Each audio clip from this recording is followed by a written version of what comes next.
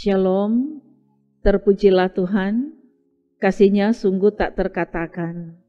Hanya Dialah Allah yang layak ditinggikan dan dimuliakan. Saat ini marilah kita siapkan waktu untuk menyembah, memuji dan memuliakan nama Tuhan dalam persekutuan keluarga. Kita awali ibadah ini dengan menyanyi Kidung Jemaat nomor 37A, ayat 1 dan 4, Batu Karang yang Teguh.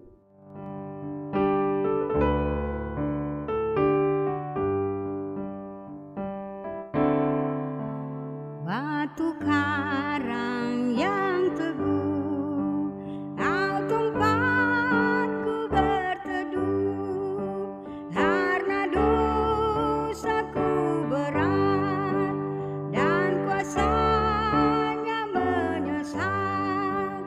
Oh, bersihkan diriku oleh darah lambungmu. Bila tiba saatnya ku tinggalkan dunia dan kau panggil diriku ke hadapan tahtamu, batu karang yang teguh, kau tempatku berteduh.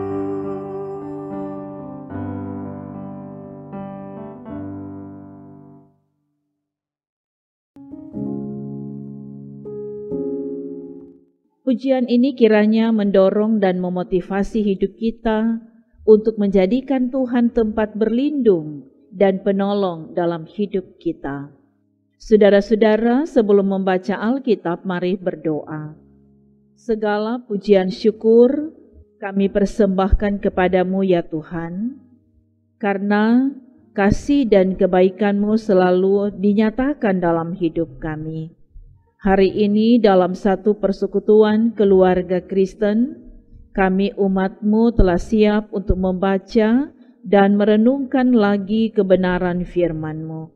Kiranya Engkau memperlengkapi kami dengan hikmat surgawi, supaya firman Tuhan dapat kami mengerti, kami pahami, dan firman itulah yang selalu mendasari setiap langkah kehidupan kami. Terima kasih ya Tuhan, di dalam nama Yesus kami berdoa. Amin. Saudara-saudara, mari kita membaca dari 1 Petrus pasal 2 ayat 4. 1 Petrus pasal 2 ayat 4 katakan, dan datanglah kepadanya batu yang hidup itu, yang memang dibuang oleh manusia, tetapi yang dipilih dan dihormat di hadirat Allah. Tema renungan harian keluarga hari ini adalah dibuang namun dipilih dan dihormati. Saudara-saudaraku yang kekasih di dalam Yesus Kristus, setiap orang di dunia ini punya cara yang unik dan berbeda satu dengan yang lainnya, termasuk cara memandang dan memperlakukan orang yang ada di sekitarnya. Ada kecenderungan orang lebih menilai orang lain dari sudut pandang duniawi, penampilan fisik, dan materi. Kalau orang itu menarik, punya segalanya, dan menguntungkan, mungkin akan dengan mudah orang itu akan mendapat tempat di hati kita, disanjung dan dihormati. Tapi sebaliknya, jika seseorang dari pandangan manusia biasa saja, tidak ada yang dapat dibanggakan, maka orang itu tidak diterima, direndahkan, dikesampingkan, dan dilupakan. Saudara-saudaraku yang kekasih di dalam Tuhan, alamat surat Petrus adalah umat yang mengalami berbagai-bagai pencobaan, tekanan, penderitaan, ditolak, dan tidak diterima. Bacaan kita menyebutkan Petrus mengajak umat untuk datang kepada Yesus Kristus.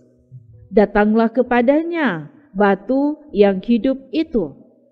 Batu yang hidup menunjuk pada Yesus Kristus yang memang dibuang oleh manusia, ditolak dan bahkan disalibkan, tapi justru dipilih dan dihormati di hadirat Allah. Yesus Kristus menjadi batu yang hidup, batu penjuru. Markus pasal 12 ayat 10 katakan, batu yang dibuang oleh tukang-tukang bangunan telah menjadi batu penjuru. Pengertian batu penjuru adalah batu fondasi, yakni batu pertama yang diletakkan dalam pembangunan gedung. Fondasi itu menentukan kuat atau tidak bangunan yang berdiri di atasnya. Menurut Petrus, orang yang percaya kepada Yesus Kristus sebagai batu penjuru akan menjadi batu-batu yang hidup. Sekalipun terkadang tidak diterima, tidak dipandang, mendapat penolakan, dibuang, dan dianggap tidak berguna.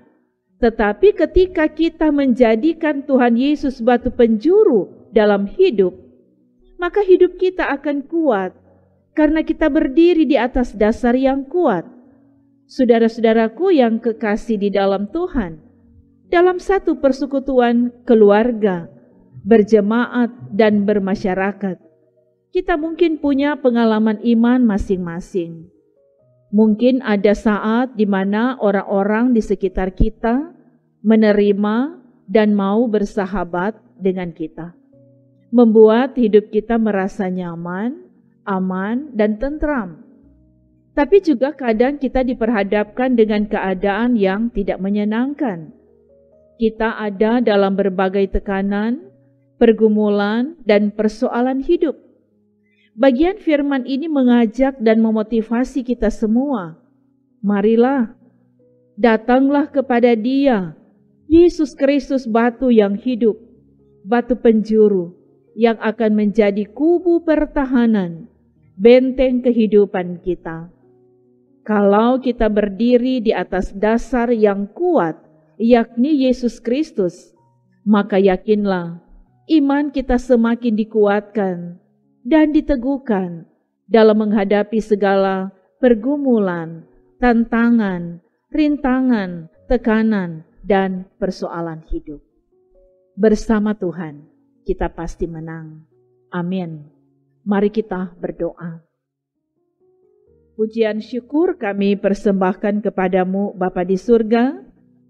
Kasih dan kebaikan-Mu nyata lagi hari ini, ketika Engkau berkenan memberkati kami dengan firman kebenaran-Mu yang sudah kami baca, dengar, dan renungkan. Biar kebenaran firman ini terpahami dengan baik dan selalu menjadi pegangan kehidupan kami, sehingga firman Tuhan ini akan terus mendorong dan memotivasi kami untuk mau datang dan selalu datang kepada Tuhan yang adalah batu penjuru, benteng kehidupan, sumber segala berkat. Terima kasih ya Tuhan, semua yang mengikuti pelayanan ini diberkati Tuhan. Di dalam nama Yesus kami berdoa. Haleluya. Amin. Demikianlah pelayanan firman dan doa hari ini. Kami sangat berterima kasih, saudara-saudara selalu setia mengikuti pelayanan ini. Tuhan Yesus memberkati. Shalom.